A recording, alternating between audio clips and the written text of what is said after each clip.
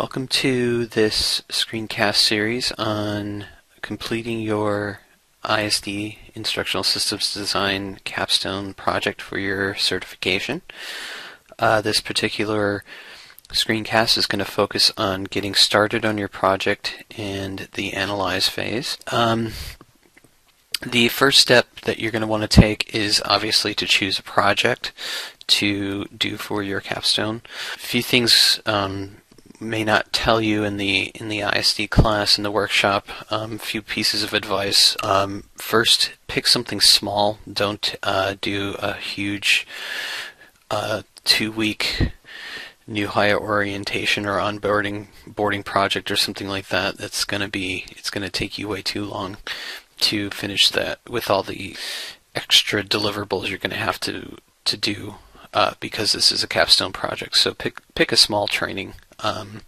Pick something simple that's a simple subject that's relatively easy to teach and write a training for.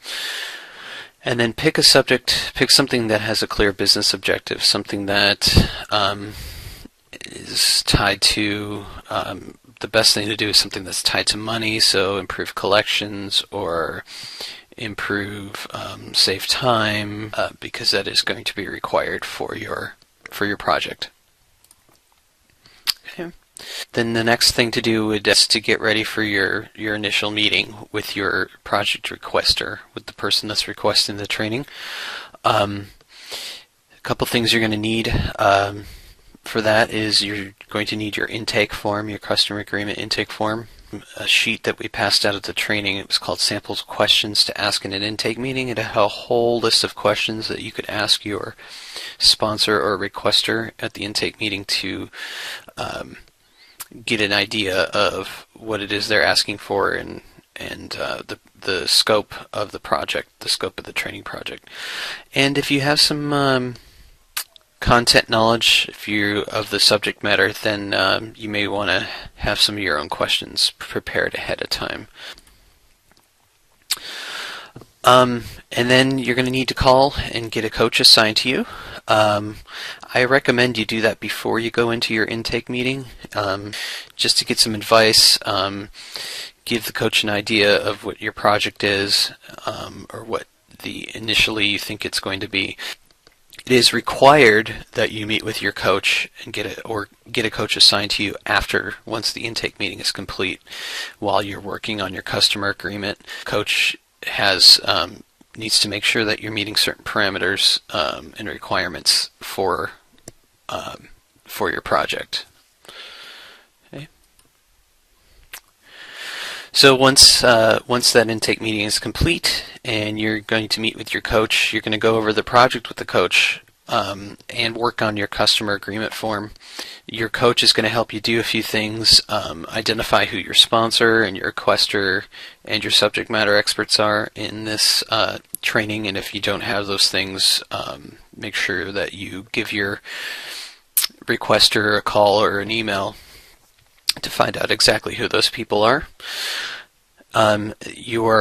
Your coach is also going to help you identify a business goal, or a level 4 goal, as we like to call it, with the level 4 evaluation. So those are required things. Okay. And then finally, the last thing you're going to do for the analyze phase is complete your customer agreement. The customer agreement, remember, describes what the problem is and what the designated solution is, and what you are going to deliver to your customer in what time frame, and what the customer is going to provide to you to make sure that you have the tools you need to get the project done.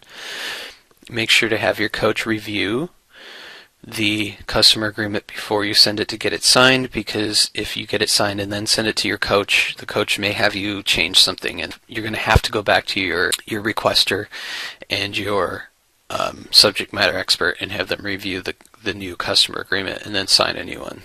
And once again, remember, you need to identify a business goal and a way to measure it. That's the major requirement for this phase of your capstone project. Is your project must have a business measure that you're targeting to have an impact on with your training. So good luck.